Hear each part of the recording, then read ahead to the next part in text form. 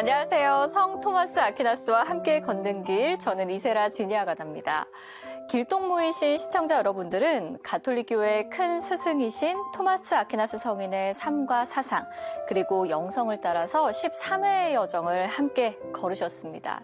이 뜻깊은 여정이 이제 이번 시간으로 마무리가 되는데요. 여러분, 그동안의 여정을 통해서 우리 토마스 성인과 많이 친해지셨죠? 제가 그랬던 것처럼 아마 우리 길동무 여러분들도 그랬을 거란 생각이 듭니다. 저는 이 여정을 진행하는 이 진행자이자 또 철학 수업 시간에는 맨 앞자리에 앉아서 공부를 하는 그런 영광스러운 시간을 또 가졌습니다. 이제 마지막 여정이라고 하니까 지난 시간이 이렇게 쫙 지나가는 것 같아요. 예, 모르는 서름이 이런 거구나. 이 답답함이 이런 거구나. 부터 해가지고 보람 있기도 하고 아쉽기도 하고 여러 가지 감정이 교차하는 지금인데요.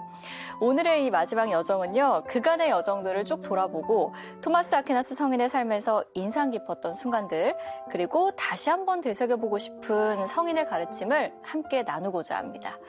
오늘 이야기 보따리를 함께 풀어주실 분들을 소개해드릴게요. 첫 번째로 소개해드릴 분은요.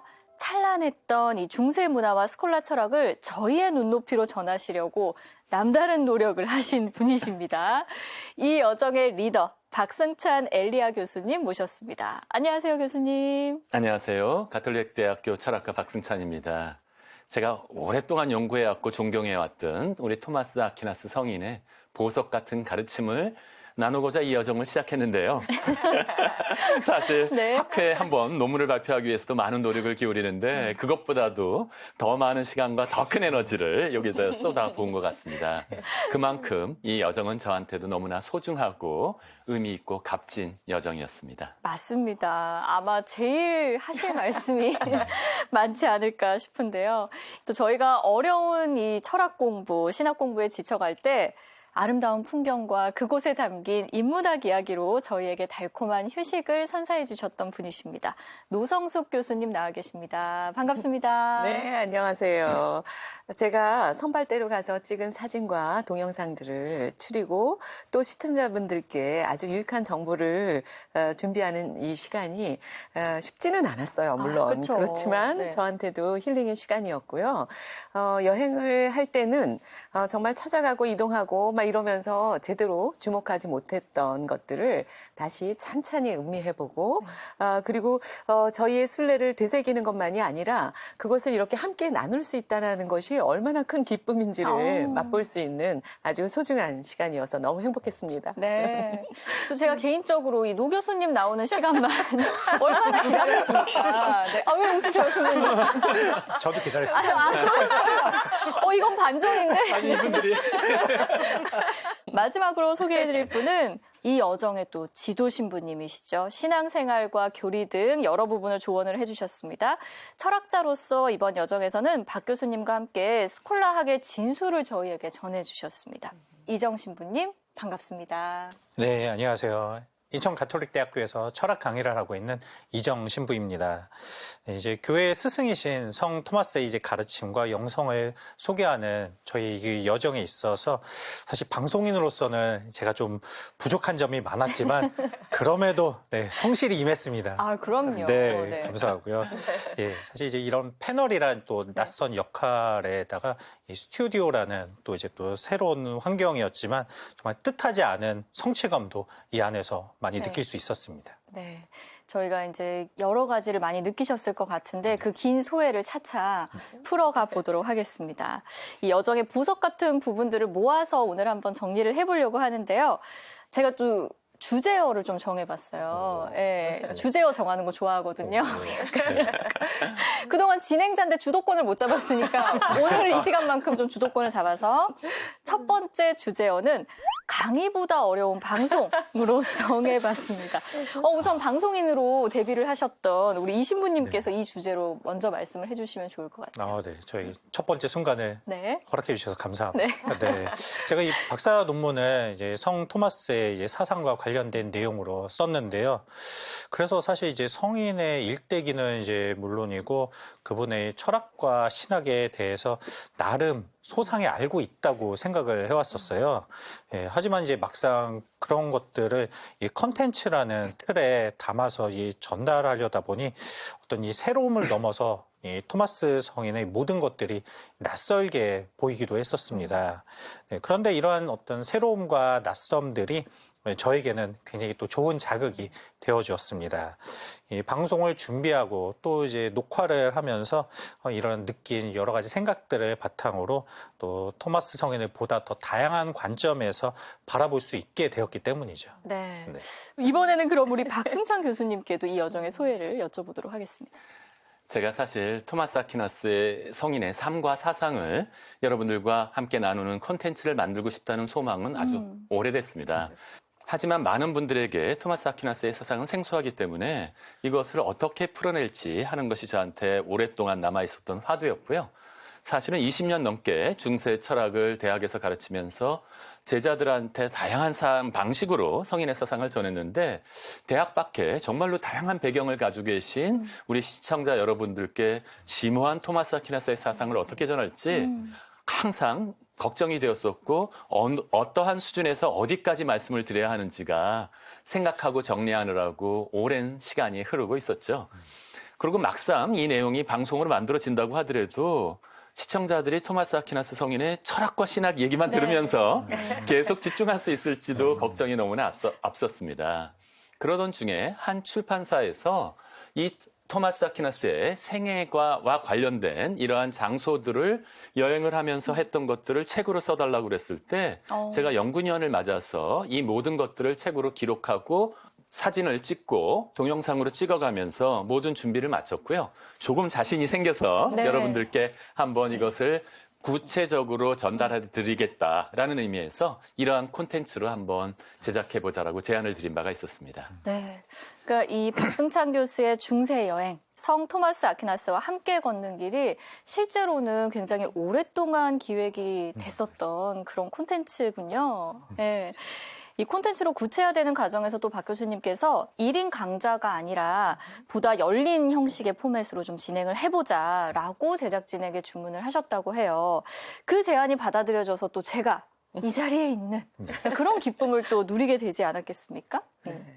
혼자서 내용을 소화하고 완급 조절을 해야 하는 강의는 네. 한 사람이 책임지고 그냥 일을 하면 되잖아요. 그런데 이렇게 콘텐츠라는 네. 결과물을 내기 위해서 토크에 참여하면서 또 학문적 내용을 담아내는 이런 일은 정말 전혀 다른 차원의 아주 어려운 작업이라는 것을 저는 그럼요. 알게 됐습니다. 네. 밤늦게 그리고 주말은 괜찮습니다. 그러나 주중에도 저희는 주중에 굉장히 일이 꽉 차 있거든요. 그렇죠. 네. 근데 제작진과 대본에 대한 의견을 교환하고 네. 그러면서 정말 많은 분들 여기 찍어주시는 카메라 감독님들도 계시는데 많은 분들의 시간과 노력이 들어가는 작업이라는 것을 실감했습니다. 네. 또 이 과정에서 같은 신앙을 가진 하나 되는 어떤 그런 마음 그리고 토마스 성인을 존경하는 어떤 그런 존경심 그리고 이 콘텐츠 제작에 참여하는 우리 모두가 공유하고 있는 어떤 열정, 뜨거움 이런 것들이 그래도 저를 자극하기도 했고 또 용기를 북돋기도 했습니다. 네. 또 이렇게 우리 세 분의 박사님들이 잘 준비해 주신 내용들을 보다 친숙하게 풀어내는 것이 또 저의 역할이지 않겠습니까? 아니 근데 정말 이렇게 우리가 했던 이 콘텐츠처럼요. 철학과 신앙 그리고 뭐 그 인문학 여행까지 이런 모든 것들이 함께 있는 이런 버라이어티는 이전에는 또 존재하지 않았던 것 같습니다. 저희가 또 최초의 시도가 아닐까 이런 생각이 드는데 마지막 여정에서 이제 돌아보면 아쉬운 것도 많지만 또 너무 영광스러운 그런 저 개인적으로는 그런 역할을 또 맡았던 것 같아요. 하느님뿐만 아니라 뭐 저 개인적인 여러 가지 고민들에 대해서도 생각해 볼 수 있는 그런 시간이었습니다. 여러모로 토마스 아퀴나스 성인의 덕을 봤던 그런 여정이었다라고 정리를 좀 하고 싶은데요. 이제 우리 토마스 아퀴나스 성인의 삶과 사상 중에서 가장 좀 인상 깊었던 내용, 이런 것들을 한번 이야기를 해보고 싶습니다. 신부님께서는 성인의 영성적인 부분 중에서 어떤 점이 가장 인상 깊으셨나요? 네, 저는 이 토마스 성인은 정말 여러 번 하느님 체험을 하셨었어요. 정말 신학과 철학을 아우르는 정말 위대한 그런 이제 사상을 완성하신 그런 대학자가 그 수차례의 영적 체험을 강하게 하셨던 것이죠. 네. 저는 이 사실을 정말 곱씹어 볼수록 더욱더 성인을 우러러보게 되더라고요. 정말 이게 누구보다 이성적인 사유를 많이 하신 대학자께서 정말 얼마나 깊이 그렇게 하느님을 묵상하셨기에 자신에게 계시된 그 모습에 비하면은 이제껏 자신이 쓴 모든 것들은 한낱 지푸라기만도 못하게 여겨진다는 이 말씀을 남기셨을지 세상 마음에 깊이 와닿습니다. 정말 이로써 저로서는 정말 헤아려보기 좀 어려운 그런 굉장히 인상 깊은 지점입니다. 그래서 저도 토마스 성인과 동일한 체험은 아니지만 미사 중에 어떤 영적인 특별함을 체험할 때가 있어요. 네. 이제 매일같이 봉헌하는 이제 동일한 이제 미사 경문을 읽더라도 어떤 날은 특정한 미사 그 경문 구절이 가슴에 깊이 좀 이제 와닿을 때가 있기 때문이죠. 그래서 그러한 특별함을 느낀 날은 제 내적으로도 굉장히 충만한 하루를 보내게 됩니다. 또한 신학생을 양성하는 이 수업과 연구에 충실하면서 또 토마스 성인의 모범을 따라 깊이 묵상하고 또 정성을 담아서 미사를 봉헌하는 날들이 계속 더하고 또 더해진다면 저도 토마스 성인과 완전히 같은 체험은 아니지만 그래도 성인처럼 하느님을 더 가까이에서 뵙게 되리라는 어떤 희망을 가져보게 됩니다. 네. 토마스 성인은 학문적으로도 뭐 큰 업적을 남기셨지만 영성적으로도 정말 충만한 삶을 사신 분이시잖아요. 본인이 말씀하셨던 것처럼 이 신앙과 이성의 조화를 실제 삶으로도 살아내신 분이시구나, 이렇게도 말할 수 있을 것 같습니다. 네, 사실 제가 학자로서 토마스 아퀴나스의 성인의 삶에 관한 기록들을 보게 되면 정말 그분의 학문에 대한 열정과 진지함은 정말 네. 감탄에 또 감탄을 더하게 됩니다. 모두 느끼셨지만요. 학문 연구를 통해서 하느님께 가는 길을 밝히시라고 애쓰셨던 토마스 아퀴나스 성인은 세속 권력과 교회 권력의 유혹을 과감하게 뿌리치셨습니다. 네. 사실 토마스 아퀴나스 성인은 프랑스 국왕의 자문관으로서 또한 여러 교황님들의 신학, 자문 전문 신학자로서 활동하시면서 아주 좋은 기회를 가졌습니다. 교황님께서 베네딕토의 몬테카시노 수도원 원장 자리도 제안하셨고 나폴리의 대주교 자리도 제안하시는 등 원하신다면 얼마든지 큰 힘을 발휘할 수 있는 자리를 제안받으셨지만 이를 모두 거부하시고 학문 연구에만 몰두하시다가 선종하신 것입니다. 이런 성인의 열정을 살아생전에 경험했던 1270년의 단죄라든지 그리고 다른 신학자들이 토마스 아퀴나스 성인을 많이 비판했지만 꺾을 수는 없었습니다. 저는 이 모든 힘이 토마스 아퀴나스 성인이 지니고 있었던 하느님에 대한 사랑과 이웃에 대한 사랑으로부터 나왔다라고 생각합니다. 네, 정말 들을수록 놀랍습니다. 저라면 이게 한 자리 준다고 하면 바로 갈 것 같은데 성인은 정말 다르구나, 이런 생각이 좀 듭니다. 저 개인적으로는 이게 많고 많은 삶의 일화들이 있지만 기억에 남는 게 도미니코회 청년 시절에 갓 입회를 했을 때 어머니의 명으로 고향으로 이 잡혀오다가 탑에 갇히게 되잖아요. 그때 이제 이 성인의 마음을 좀 돌이켜 보려고, 뜻을 꺾으려고 아름다운 여인을 방에 들여보낸 그런 일화가 있었습니다. 그때 청년 토마스의 반응이 저는 굉장히 좀 귀엽다. 아유, 귀여우시다, 이런 생각이 막 들었는데 갑자기 자기가 갇혀있는 이 방에 아름다운 낯선 여인이 나타나니까 막 이렇게 허둥대면서 다른 곳으로 가시려고 하고 뭐 이런 것들이 굉장히 저는 깜찍하게도 좀 느껴졌거든요. 네, 약간 코믹하면서도 또 한편으로는 하느님께 이 봉헌하는 삶을 살겠다라는 굳은 결심을 보여주는 사건이어서 더 인상 깊기도 했었습니다. 또 자신을 성에 가뒀던 이 가족을 원망하기보다는 그 기약이 없는 긴 시간 동안 거기서도 또 연구를 하고 책을 쓰셨다라고 해서 대체 무엇이 이 혈기왕성한 젊은 토마스를 이렇게 굳센 마음을 가진 사람으로 만들었을까? 이게 정말 하느님의 뜻인가? 아니면 이 토마스 성인 자체가 하느님을 향한 이 한없이 뜨거운 마음으로 행한 일일까? 뭐 이런저런 의문들이 들어서 혼자 또 생각도 해보는 그런 시간을 가졌습니다. 네, 진행자님은 그 장면을 아주 가장 인상적으로 보셨는데 사실은 PD님과 담당 작가님들도 어느 장면이 가장 인상적일까 해서 제가 여쭤봤거든요. 그랬더니 세 분 모두 토마스 성인이 눈을 감은 포사노바의 수도원이 제일 인상 깊었다고 말씀을 하시더라고요. 네. 사실 토마스 성인은 제대로 말도 하기 힘들 정도로 지친 상태였는데 리옹 공연에 참석하라는 교황님의 부르심을 받고 거스르지 않고 길을 가시다가 낙마해서 회복하지 못하고 돌아가셨습니다. 그리고 포사노바 시토 수도원의 성당 벽에는 성인의 선종에 관해서 전해지는 이야기가 조각으로 새겨져 있는데요. 죽음을 앞둔 토마스 성인에게 성경 강의를 청하면서 이를 성인이 받아들여서 병상에서 강의를 하다가 선종하시는 그 순간을 이 부조는 담고 있습니다. 사실 토마스 성인은 끝까지 교회 학자로서의 책무를 다 하시려 하신 것이죠. 정말로 말로 표현할 수 없는 거룩한 삶이자 선종전의 애달픈 시간인 것 같습니다. 네. 토마스 성인의 삶과 사상은 개인적인 차원에서 학문적인 어떤 탁월성과 함께 중세 스콜라 철학이 발전하던 시대에 문화의 정수를 담고 있어서 더욱 밝게 빛나는 것 같습니다. 그러기에 그분이 걸어가신 삶의 여정을 뒤따라 걷다 보면 자연스럽게 그 시대의 그리스도교 문화 그리고 이슬람 문화가 교차되는 아주 풍요로운 어떤 지점을 찾아볼 수 있었습니다. 저는 스페인 꼬르도바의 메스키타에서 이슬람 제국의 확장과 그에 따른 유럽 문명과의 교류를 아주 직접적인 흔적으로 확인할 수 있었는데요. 그 건물은 이슬람 사원에서 성당으로 용도가 바뀌면서 아주 독특한 문화를 지닌 인류의 문화유산으로 남았습니다. 그리고 꼬르도바 이 도시는 이슬람 철학자 아베로헤스의 고향이기도 하잖아요. 네. 예.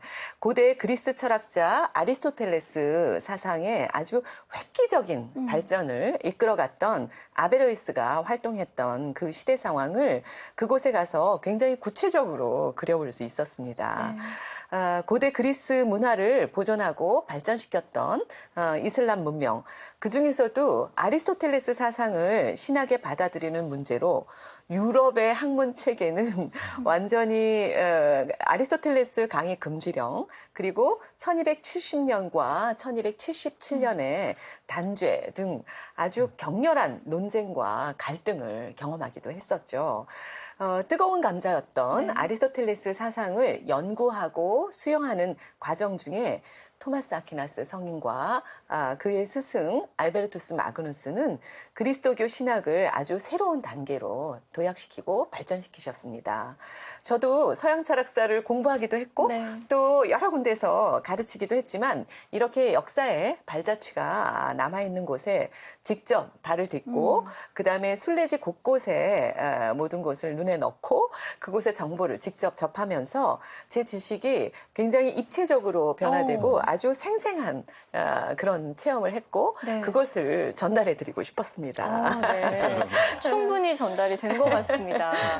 우리가 몰랐던 장소를 또 노 교수님을 따라서 따라가는 그런 재미도 있었지만 파리도 그렇고 원래 알던 장소를 토마스 아퀴나스라는 또 다른 키워드로 바라보게 되니까 완전히 새로워지는 그런 경험을 또 하기도 했습니다. 저도 제가 가보지 못한 이 순례지들을 둘러볼 수 있어서 저에게도 무척 유익한 시간이었습니다.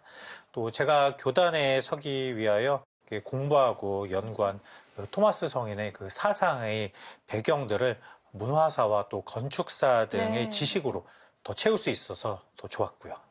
네. 마지막 여정까지 함께 걷고 계신 우리 길동무 여러분, 시청자분들은 모두 다 지적인 분들이시지만 우리 철학 박사님들께서 그래도 다시 곱씹어보면 좋을 만한 이 토마스 성인의 사상을 몇 부분 좀 정리를 해주시면 좋을 것 같습니다. 이번 대화의 이 주제어는 토마스 성인의 사상 복습인데요. 교수님부터 좀 말씀을 해주시면 좋을 것 같아요. 쉬운 내용부터요, 교수님. 네. 토마스 성인하면 역시 집약된 작품은 신학대전이죠. 쉽지 않네요, 벌써. 네. 제가 이미 제 7회차 여정 후반부부터 철학과 신학에 대해서 말씀드린 바가 있었습니다. 네. 아마도 이 부분이 그나마 네. 어렵지 않고 여러분들이 이해하실 수 있을 것 같아서 그것부터 말씀드리면요. 토마스 아퀴나스 성인은 신학과 철학이 각자의 영역에 속한다고 말씀해 주셨습니다. 성인은 인간 본성에 속하는 이성의 빛이 활동하고 있는 영역과 신으로부터 부여되는 은총의 빛이 활동하는 영역인 신학의 영역을 각각 구분하셨는데요. 이러한 고유한 영역에 속하게 되는 진리는 이성의 진리와 계시된 진리라고 말씀 나눌 수 있는데요. 네. 그렇지만 이 두 가지 진리는 두 개의 다른 진리가 아니라 서로 상호 보완적인 관계에 있다고 말씀하셨습니다. 즉 신앙의 진리가 강조된다라고 해서 이성적인 진리가 축소되거나 거꾸로 상반되는 케이스가 아니라 한쪽이 강화될수록 다른 쪽도 함께 더 발전할 수 있고 이 발전에 도움을 받아서 양쪽이 모두 더 충만해지고 완성된다라고 말씀을 하셨던 것입니다. 네. 이러한 내용은 토마스 성인이 신학대전의 첫 문제에서 다음에 문장에 농축시켜서 설명해 주고 계시는데요. 신이 주는 은총은 피조물들이 지니고 있는 본성을 말살시키는 것이 아니라 완성시키는 것이다. 좀 기니까 축약해서 말씀드리자면 그라시아 논 톨린 나투람 세드 페르피치 은총은 본성을 말살시키는 것이 아니라 완성한다 라고 기억하시면 좋겠습니다. 네. 우리가 7회차 여정에서 말씀해 주셨던 내용인데요. 왜 또 처음 듣는 것 같죠? 이상합니다. 네. 도착점이 지금 코앞인데, 네. 또 한번 복습을 또 해보도록 하겠습니다, 신부님. 네. 이 토마스 성인은 이제 우리가 창조주로 그리고 또 구세주로 믿고 따르는 이제 신의 존재를 우리가 일상에서 이렇게 만날 수 있는 경험적인 사실에서 출발하여 이성적인 추론을 통해 이 신이 존재한다는 사실에 도달할 수 있는 5가지의 길을 제시해 주셨었습니다. 네. 네. 그 내용들을 좀 요약해 보면요. 특별히 또 첫 번째 길에서는 이 세상에는 움직이는 것이 있다라는 사실로부터 출발해서 다른 것을 움직여 주면서도 자신은 움직여지지 않는 제1 동자에 도달한다고 증명해 주셨습니다. 또 두 번째 길에서는 뭐 거의 유사한 방식인데요. 원인과 결과의 관계가 존재한다는 사실로부터 제1 원인에 도달하는 방법을 또 증명하셨었죠. 또 이어서 차례로 반드시 존재해야만 하는 필연유, 그리고 또 최고 완전자, 최고 지성자 등에 도달하는 길을 알려주셨습니다. 그렇지만 이 토마스 성인의 증명 방식은 당대 최고의 자연과학적인 이제 성과로 인정받던 아리스토텔레스의 자연 철학에 의지하고 있었기 때문에 이 과학적인 실험 방식의 증명에 익숙한 우리 현대인들에게는 그 논리 전개와 어떤 이 증명 방식에 있어서 다소 낯설게 느껴지실 수 있습니다. 네. 우리 신부님은 그 말씀을 해주실 때 특징이 있습니다. 네. 어려운 이야기를 할 때는 네. 더없이 친절한 표정. 네, 웃음이 더. 네. 네, 맞습니다. 활짝 웃으시면서 말씀을 해주시네요. 더 얄미울 때가 있습니다. 신부님.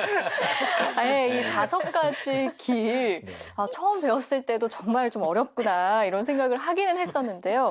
그래도 이 토마스 성인의 5가지 길을 통해서 신의 존재가 완벽하게 증명이 되었으니까 이성적으로 무조건 받아들여야 한다라고 강요하는 게 아니라 이성적 근거를 가지고 신앙으로 초대하는 것이다 라고 하셨던 교수님의 설명이 기억에 남습니다. 나중에 저는 기회가 된다면 또 교수님이 쓰신 다른 책들을 보면서 좀 더 차분하게 그 내용들을 좀 공부하고 싶어집니다. 말려네요. 말려네요. 지금은 아니. 네. 또 사실 이제 굉장히 평범한 그런 사람으로서 우리들의 그 매일매일의 일상의 삶 속에서 어떻게 살아야 하는지 보다 좀 실용적이라고 할까요? 이런 성인의 가르침에 좀 열심히 귀를 기울였던 것 같아요. 네. 철학에서 바로 그 부분을 윤리학이라고 사실은 분류합니다. 아마도 토마스 성인의 윤리학이 이전까지 알려져 있던 모든 윤리학적인 시도를 집대성한 거예요. 그래서 사전 지식이 없는 분들한테는 아주 어렵게 느껴지셨을 수도 있을 것 같습니다. 네. 제가 한번 그래도 요약해 보도록 하겠습니다. 알겠습니다. 토마스 성인은 윤리적 행위가 되기 위해서는 주관적인 조건으로 일단 선한 의도가 있어야 된다고 강조하셨습니다. 그러니까 의도가 선하지 않으면 결과가 아무리 좋아도 윤리적 행위가 될 수 없다는 겁니다. 그리고 객관적인 기준으로는 인간이 누구나 보편적으로 동의하는 선과 악의 행위를 판단하는 그런 자연법을 제시하십니다. 자연법은 또다시 이제 신의 지성에 근거를 두고 있는 영원법과 그 다음에 이 자연법에 의해서 만들어진 인정법 이렇게 해서 세 가지를 구분할 수 있는데요.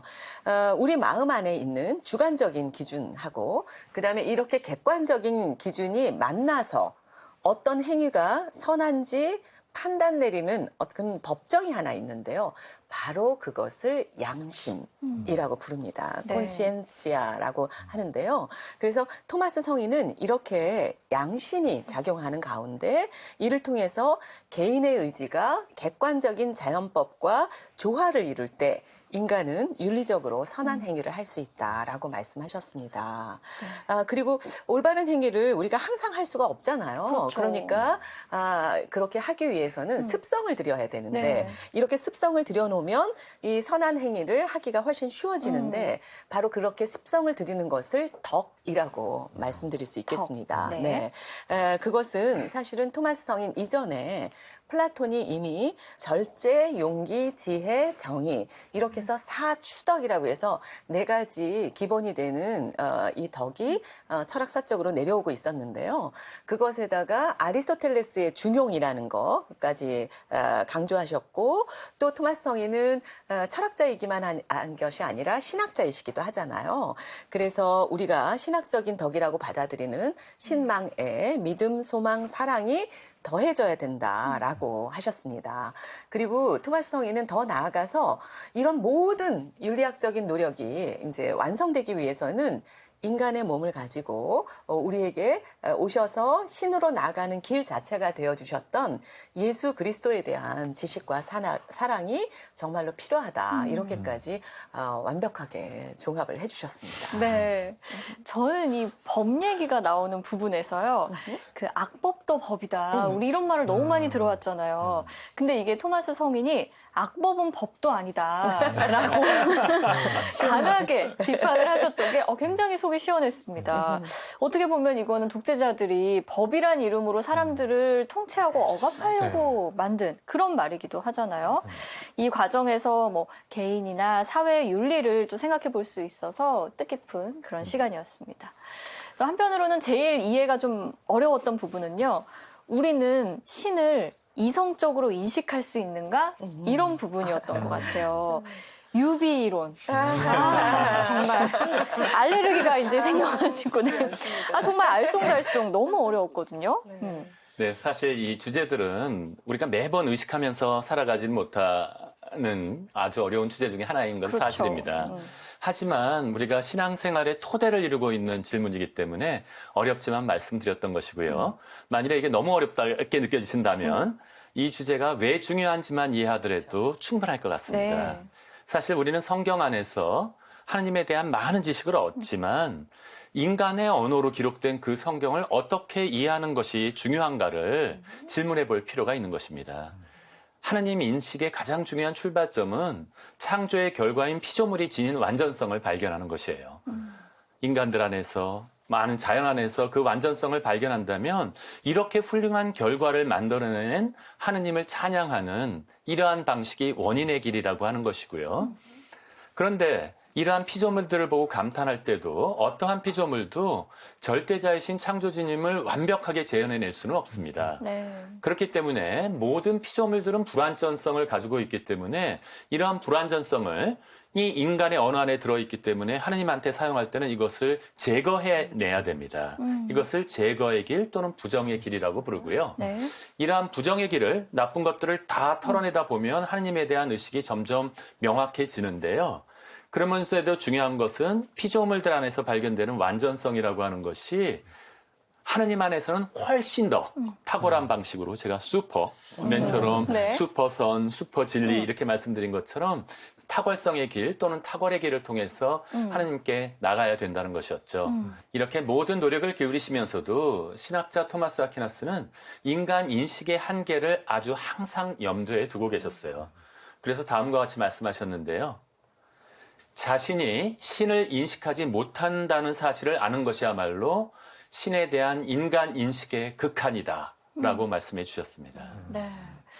이렇게 하느님을 인식하게 되면은 우리가 좀 더 다양한 방식으로 하느님에 대해서도 진술을 할 수 있다는 그런 말씀이신 거죠, 교수님? 그렇죠. 네. 뭐 이를테면 하느님은 사랑이시다. 뭐 이런 것처럼요. 네. 그런데 이 진술하는 방법과 관련해 말씀하셨던 유비라는 개념에 대해서도 좀 설명을 듣고 싶습니다.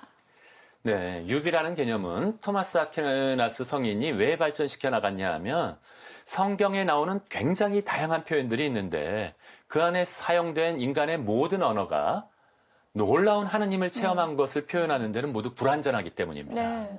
그렇기 때문에 피조물과 신들에게 사용되는 용어들이 만일에 일위성 또는 동명, 동의성처럼 완전히 똑같은 의미라면 사람들은 그리스 신화에 나오는 신들처럼 의인화된 신관을 가지거나 그렇지 않더라도 범신론적으로 피조물과 신에 아무런 차이가 없는 상태로 오류로 빠져들 수 있는 위험성이 있는 것이죠.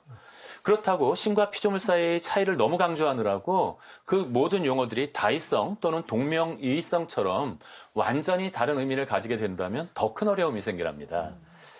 아무리 하느님에 대해서 많은 이야기를 한다고 하더라도 기존에 우리가 가지고 있었던 개념과 완전히 다르기 때문에 아무것도 이해할 수 없게 되어버립니다. 결국 불가지론에 빠지게 되고요.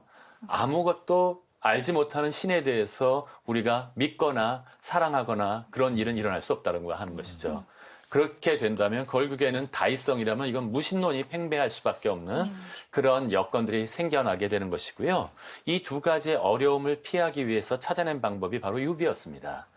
일위성처럼 유사성을 지니면서도 다이성처럼 완전히는 똑같지 않은 그 중간의 길, 이 방식을 사용할 때만 우리는 하나님에 대해서 올바르게 진술할 수 있습니다. 그럼에도 불구하고 그 표현은 항상 한계를 지니고 있기 때문에 다양한 다른 표현들을 통해서 수정될 필요가 있습니다. 토마스 성인께서 그렇게 방대한 저서들을 집필하신 이유는 불완전한 인간의 언어로 하느님을 다양한 측면에서 묘사하려 하셨기 때문입니다. 우리도 바로 그 방법을 배워서 하느님께 우리의 부족한 말로 한편으로 찬미를 드리고 더 나은 표현이 발견되면 계속해서 수정해 나가는 과정들을 거쳐야 한다라고 가르쳐 주시는 것이죠. 네. 이렇게 좀 복습을 시켜주시니까 그동안 배웠던 것들이 조금 연결이 되면서 또 떠오르는 것도 같아요. 제발 이게 하루는 가야 될 텐데. 네. 우리가 또 지난 여정에서 이 1277년에 있었던 단죄, 흑사병, 이런 14세기 유럽에 굉장히 암울하고 이런 시기를 경험을 하면서 생겨났던 사상적인 변화로 인해서 특히 오컴에 의해서 이성에 의한 신에 대한 접근이 부정당하게 되잖아요. 그러면서 성 토마스 아퀴나스 성인과 스승 알베르투스가 일생 동안 추구하셨던 이 신앙과 이성의 조화, 철학과 신학의 조화가 비판을 받게 되잖아요. 그때 굉장히 화가 많이 났는데 예, 성인의 위협이 훼손되는 것 같고 제대로 평가를 못 받는 것 같고 해서 속상했는데요. 그 후의 세상은 이 성인의 사상을 또 어떻게 바라봤나요? 네. 아마도 그 이후에 세상에 가장 큰 영향을 지닌 역사적 사건을 꼽으라고 하면 1517년에 벌어진 종교 개혁이라고 말씀드릴 수 네. 있습니다. 루터와 칼뱅의 추종자들이 큰 세력을 이루게 되자 많은 신학적인 논쟁들이 촉발되었고요. 가톨릭 교회도 이에 대응해서 교리들을 정립하고 자기 혁신에 나섰습니다. 어두운 부분이 틀림없이 있었거든요. 이런 것을 배경으로 해서 트리엔트 공의회가 1545년부터 1563년까지 세 번의 회기로 개최되게 됩니다. 트리엔트 공의회에서는요, 신앙에 견고한 이성적 바탕을 부여해달라는 요청을 하셨고요. 사실은 오캄의 유명론은 보편적인 존재를 부정했고 종교개혁에서도 이성이 아닌 신앙만으로 가자라고 하는 이런 것들을 주장했기 때문에 그것에 대항하는 입장으로서 토마스 아퀴나스 성인의 사상을 교회의 중심으로 다시 모셔왔던 것이었습니다. 그래서 교황 비오 5세는 1567년에 성 토마스 아퀴나스를 교회 박사로 공포하셨고요. 1570년에는 성인의 전집에 17권, 가장 대표적으로 네. 전집을 출판해 주셨습니다.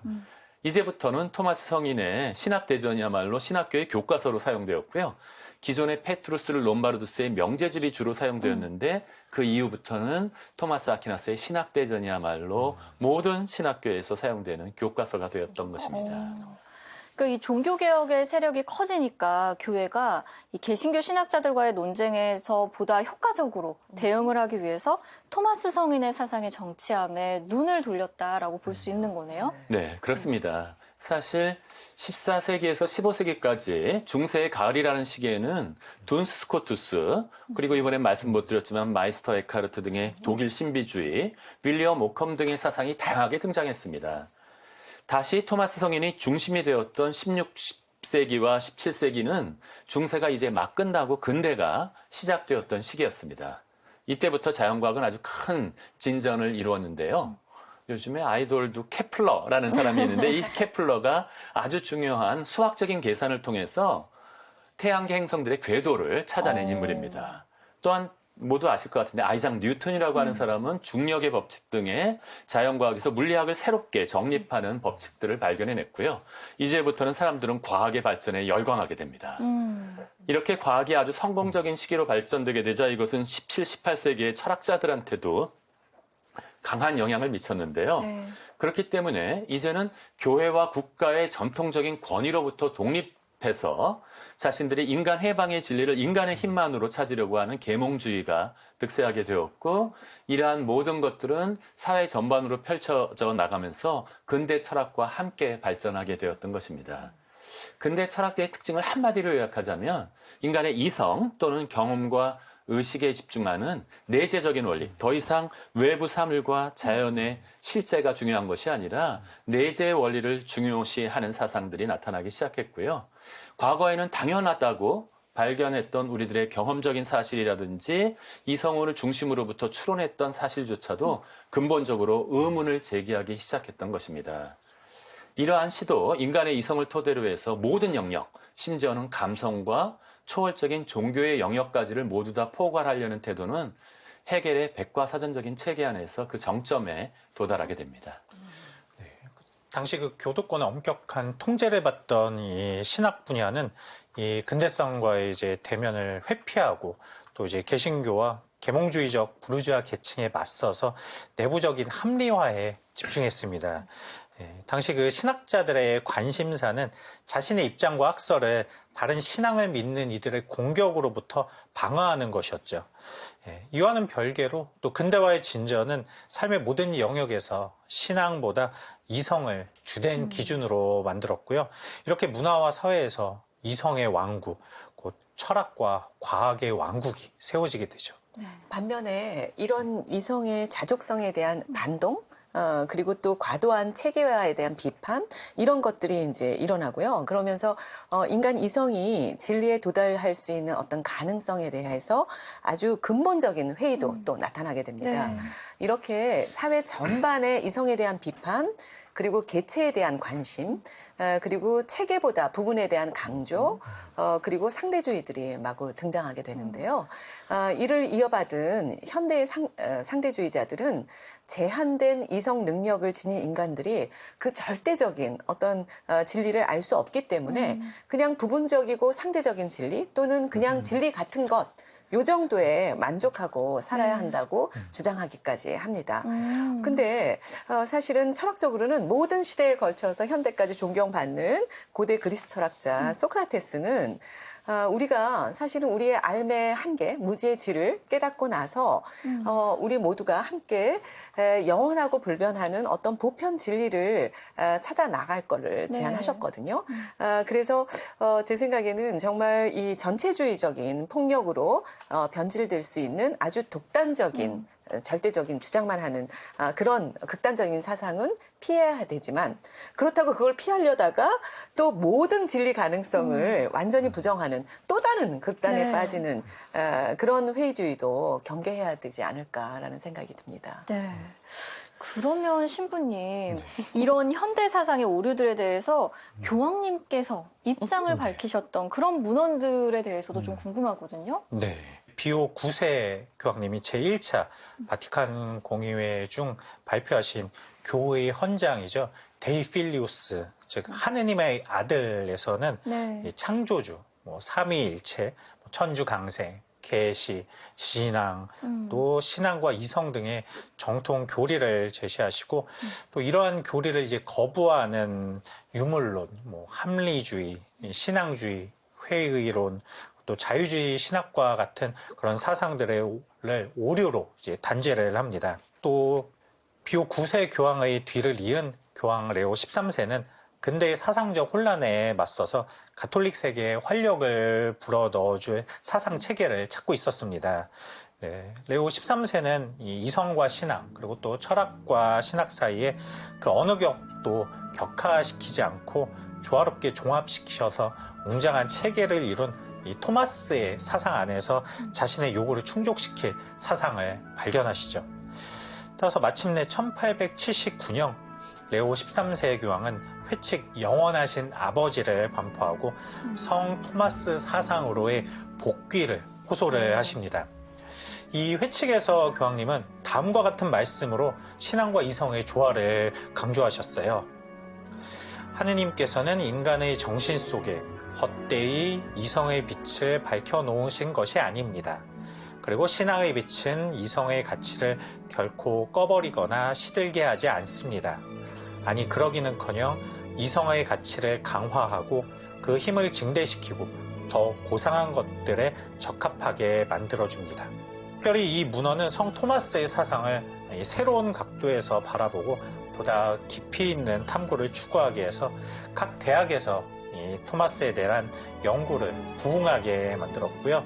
이른바 신토마스주의, 또 다른 말로는 이제 토미즘이라는 네. 현대 철학 안에서도 정말 굳건한 자리를 차지하는 철학의 흐름이 태동을 가져오게 되죠. 오, 그럼 이제 드디어 이 교황 레오 13세의 회칙 영원하신 아버지를 계기로 해서 토마스 아퀴나스 성인이 드디어 무대 뒤편에서 나와서 주목받는 인물이 되는 건가요? 네. 토마스주의의 부흥을 도모한 교황 레오 13세의 의지는 당시까지 침체되었던 가톨릭 사상계의 새로운 활력을 불어넣었습니다.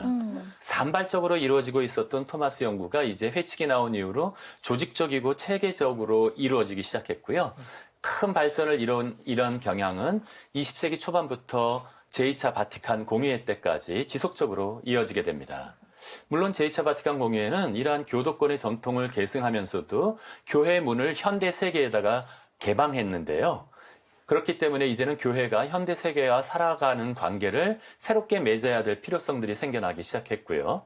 이러한 교황의 권고에 따라서 유럽 각처에서 이제는 중세 사상에 대한 심층적인 연구가 광범위하게 전개되었습니다. 우리들이 옛날에 배운 것처럼 중세는 암흑시대라고 하는 그러한 누명을 불식시키면서 네.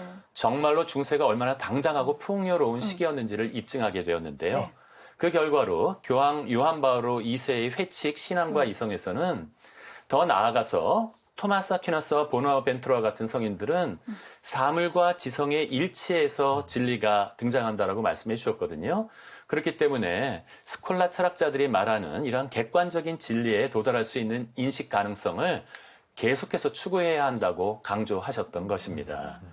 그렇기 때문에 이 회칙은 우리 시대의 철학과 신학이 은총의 힘으로 자유롭게 궁극적인 진리를 항구하게 추구해야 한다라고 요청하셨던 것입니다. 네. 이 토미즘을 연구하는 철학자와 연구기관은 현재 어느 정도인가요?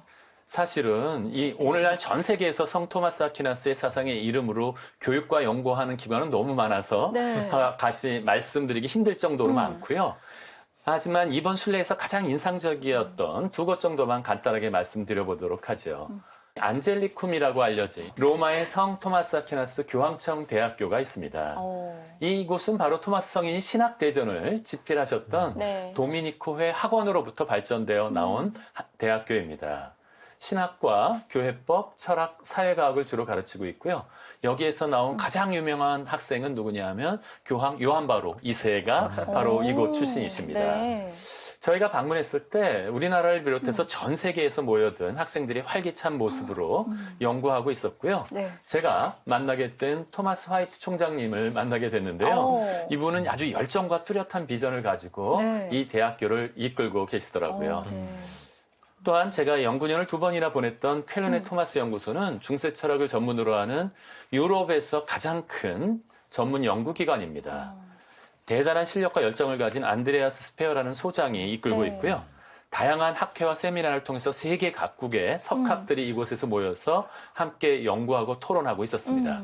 마치 토마스 아퀴나스의 시대를 다시 보는 것과 같은 열정을 제가 그 안에서 느꼈고요. 네.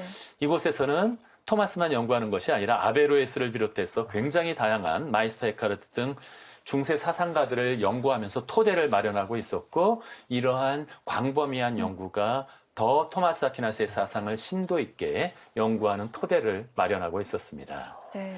우리나라에서는 어떤지 궁금하지 않으세요? 궁금합니다. 네.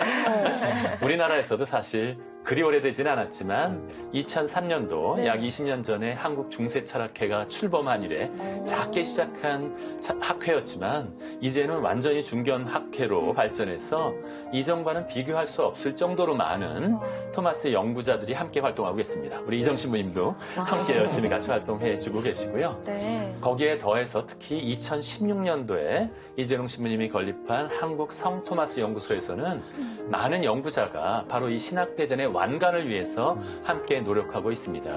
이제까지 이미 39건이 나왔고요.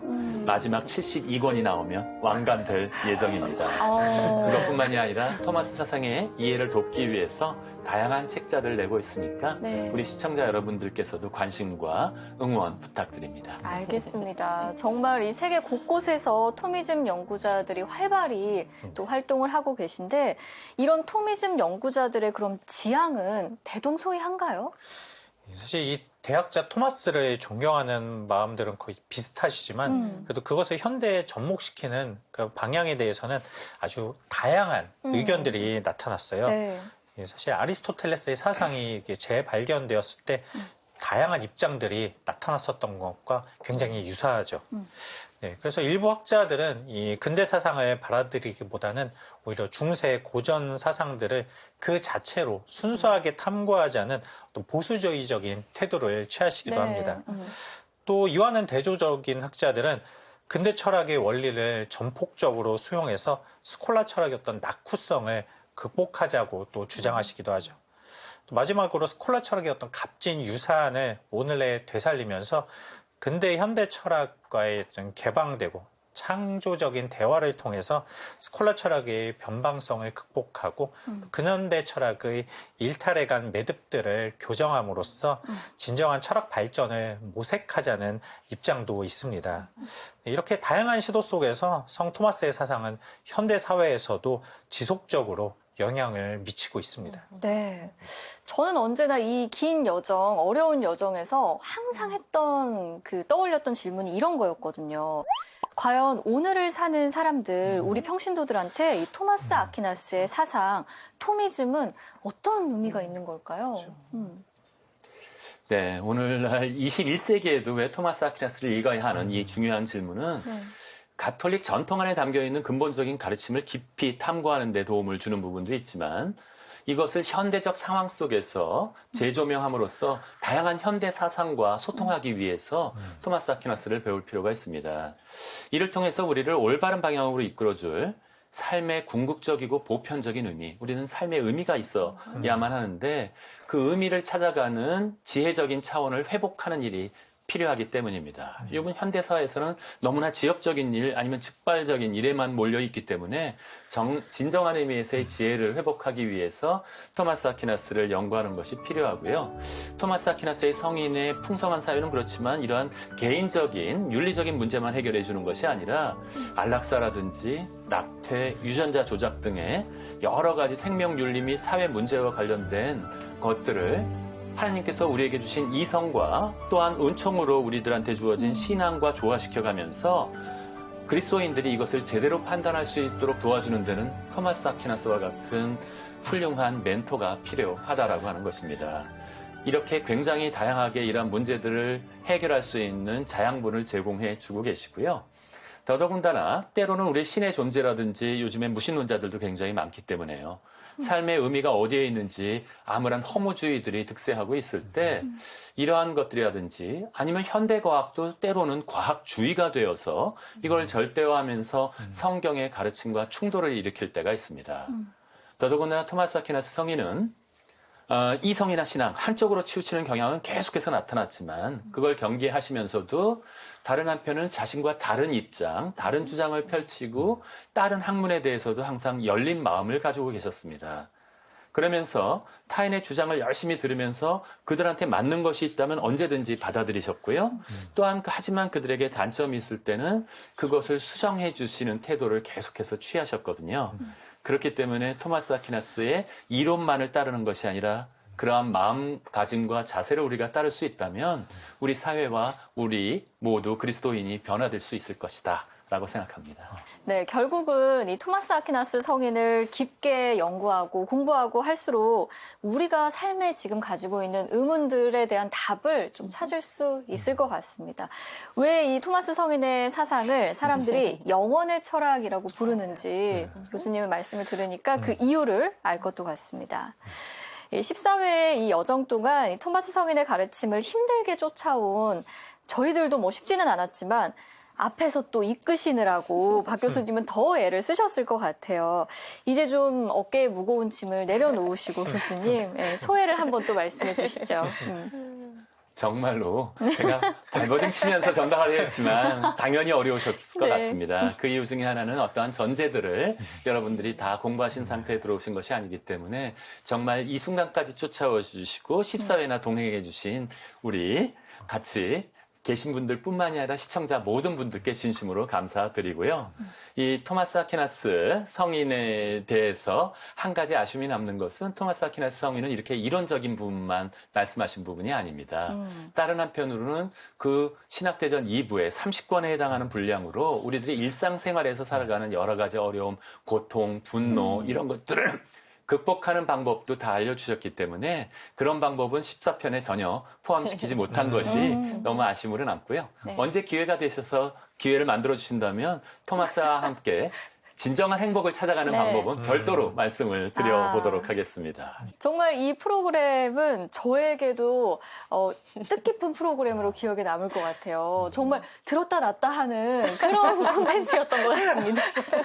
이번 주는 좀 알 것 같은데 또 다음 주가 되면 머리가 또 새하얘져서 돌아오는 것 같고 여러 가지로 저에게도 도전이었던 그런 프로그램이었습니다. 이제는 뭐 이렇게 제가 지난 대본을 또 들춰보면서 공부를 하기도 하고 이랬는데 사실 대본을 이제 볼 것이 아니라 우리가 영상으로 이 기록들을 남겨놨잖아요. 우리 여정의 기록들을 시청자분들뿐만 아니라 저희들도 또 저도 궁금할 때는 이 영상을 다시 찾아보면서 토마스 아퀴나스 성인에게 빠져드는 그런 시간을 또 갖도록 하겠습니다. 우리 세 분 박사님들에게도 너무나 감사드리는 그런 시간이었고요. 저도 이제 반장으로서의 임무가 여기서 끝난 것 같습니다. 고생하셨어요. 14회에 걸친 긴 여정에 이제 정말 마침표를 찍을 시간인데요. 제가 매번 우리 시청자분들, 길동부 분들께 다음 시간도 다음 여정도 함께 해달라라고 인사를 드리면서도 내심 속으로 나나 함께 할 수 있을까? 이런 생각을 하곤 했었는데 한 해 한 해 거듭할 때마다 몰랐던 것들을 알게 되고 또 의문을 갖게 되고 거기에 대한 답을 찾아가는 이 여정이 저에게도 정말 뜻깊었던 그런 시간이었습니다. 또 이 시대를 살아가는 어떤 젊은이로서 신앙에 대해서도 진지하게 또 생각해 볼 수 있었던 그런 기회가 됐던 것 같습니다. 이런 기회를 주신 모든 분들, 특히 토마스 아퀴나스 성인에게 너무나 감사드리고요. 아마 이 14회에 걸친 긴 여정의 끝에서 다른 누구보다 토마스 아퀴나스 성인이 저희와 함께 웃고 계시지 않을까? 네. 이런 생각이 또 듭니다. 함께 걸어주신 모든 분들 다시 한번 감사의 인사를 드리겠습니다. 저희는 이제 정말 여기서 인사를 드리도록 하겠습니다. 감사합니다. 감사합니다. 감사합니다.